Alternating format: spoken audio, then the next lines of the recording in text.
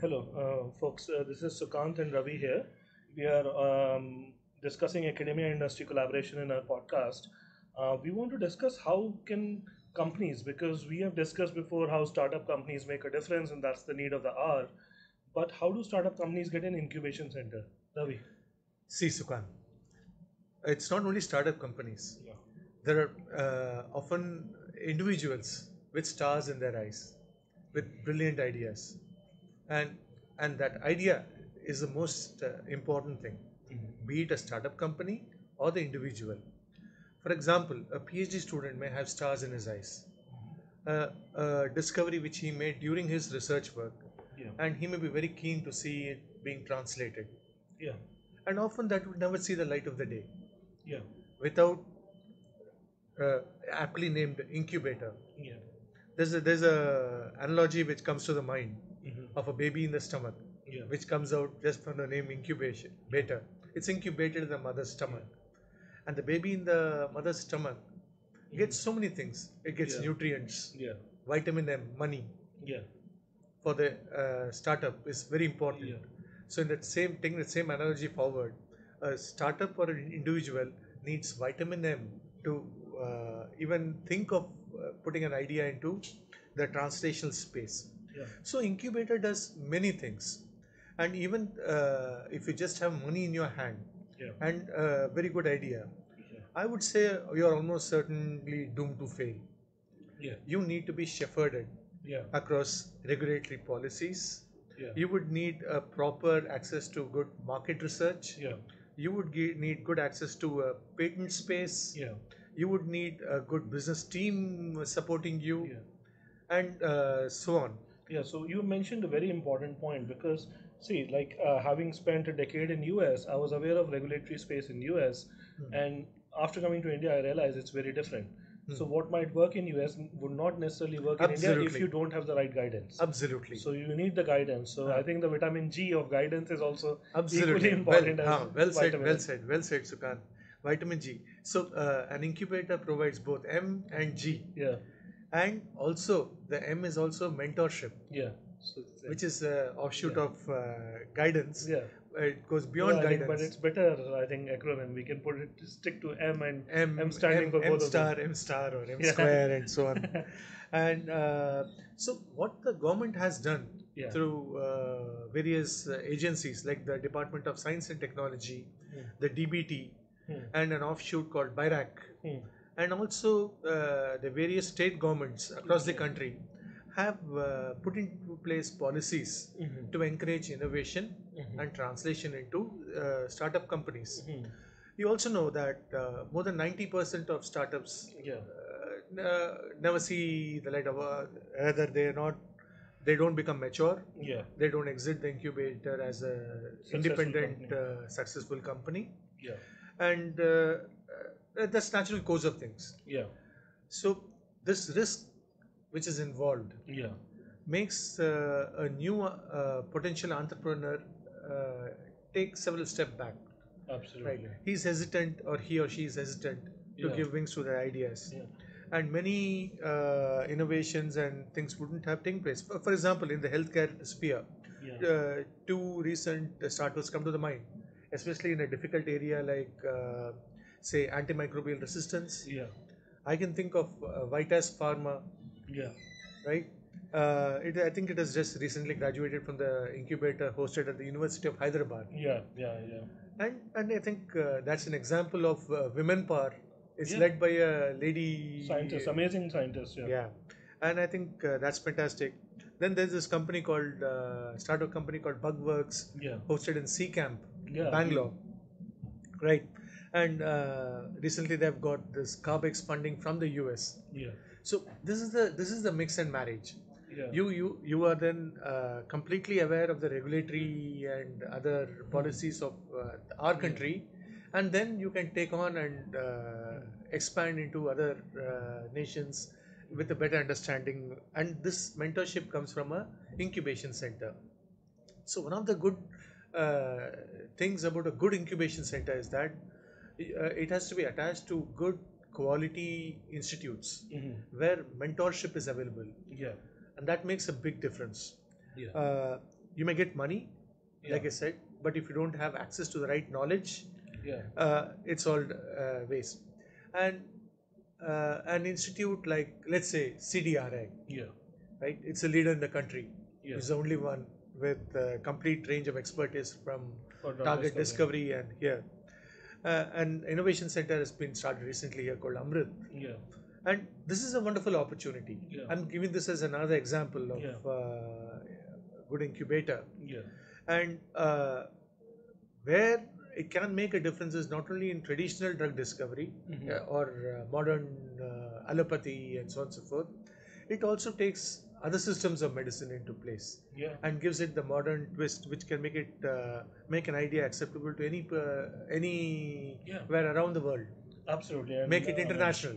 Yeah, and that's something very close to both of our hearts. Both of us believe in transforming Ayurveda into modern medicine. Sure. Take principles of Ayurveda, maybe system. Siddha, Unani, and even the other systems, and give them the proper scientific backing to make it acceptable across. And find out what works, what doesn't work. I mean, Absolutely. every medicine system has certain successes, certain failures. Absolutely. Let's put it to Occam's razor's test and let's grill Absolutely. it, find the best of it, modernize it. Absolutely. And this is where this academia and industry interaction and incubation space all comes to a big circle. And the other important thing is about what is the quantum of money that is given to you actually. Yeah. This varies from incubator to incubator and from idea to idea. Let's come back to our guided step-by-step kind of a thing for what would a new startup do. A new startup should potentially first find out the best incubator for its own idea. Absolutely. Right. I would encourage every startup in healthcare to come to Amrit. Of course, there are other good incubators too. But once they find a good incubator, now how do they rate a good incubator? Like I told you, it's about the quality of mentorship. You see the kind of startups who are already there. How many startups have incubated from there as time goes on, and you should see the breadth of expertise in that area. And that in that context, for example, Amrit comes out flying because 13 out of 18 drugs discovered in India after independence are all from CDRI. Yeah, absolutely. So you see the experience right from here till going through the regulatory policies and so on and so forth. And more recently, we've even got the GLP accreditation, which takes things right up to international standards and world standards and going ahead. And I don't want to sound self-promotory, but I think both of our collaboration also brings in blockchain and AI to this sphere. So it's basically not just the drug discovery; it's emerging technologies, IoT, blockchain, AI. And I'm completely aware of your fantastic work on AI, blockchain, and I think Internet of Things also. Few things. And then the next step that a startup does is, having identified the right incubator, is to then start the dialogue with the center itself. They start the dialogue by saying the proposal, the requirements, and the kind of funding they expect. Each incubator also, of course, it's not charity. So there is always a thing about taking a share in the equity, which is also discussed. And there is payment to be made for being an incubation center member. Absolutely. There is a payment, often very subsidized, for a lab bench space. And this again varies depending on the kind of need. And most exciting, there's always the option to be virtually incubated. Now you might ask me, what is virtual incubation?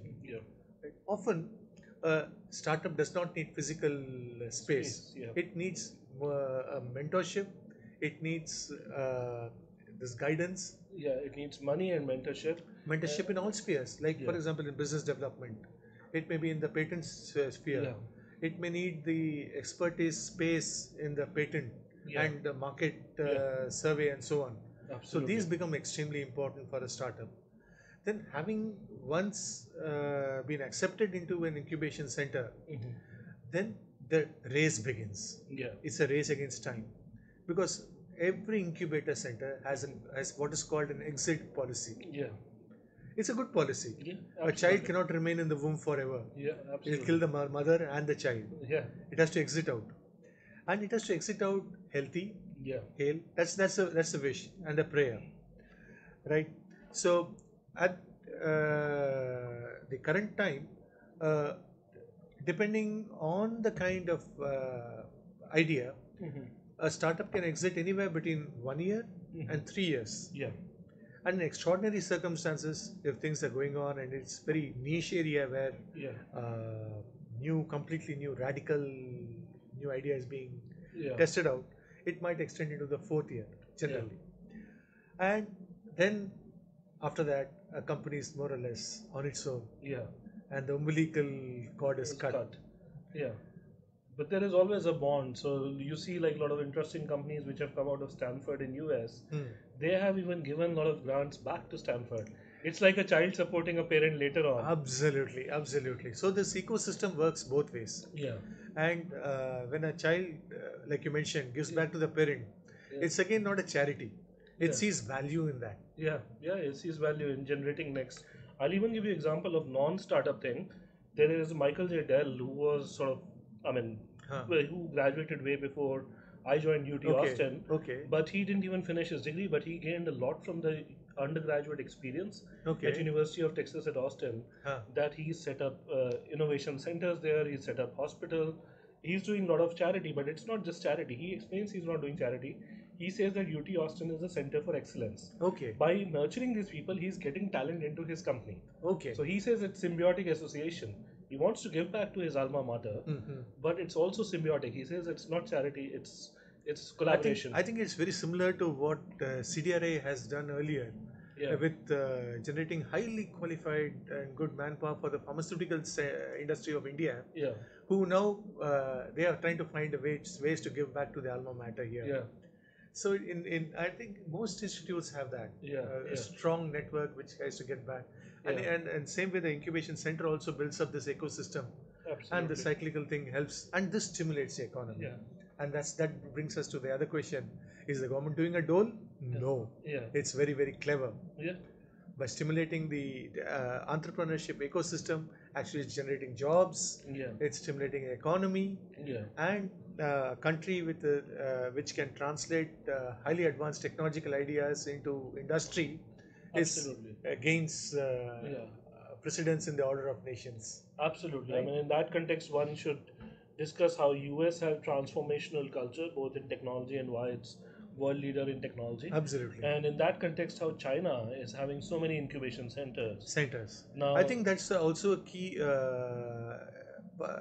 key component of their development agenda. yeah, They've seen value in that. and how China has risen up, and I think the need of the hour is India should rise up equally fast or maybe faster. And I think with people like you, I think we can do it. Absolutely, man. It's a collective effort. Yeah, And then this should be an encouragement to all the yeah, startups and entrepreneurs out there yeah, to really grab these opportunities and funding opportunities and mentorship opportunities, and yeah. take them and give wings to their ideas and translate them. Absolutely. So thanks, folks, for listening. This has been the podcast on academia industry collaboration. Here's Sukant and Ravi at this end. Bye bye till the next episode. Bye bye.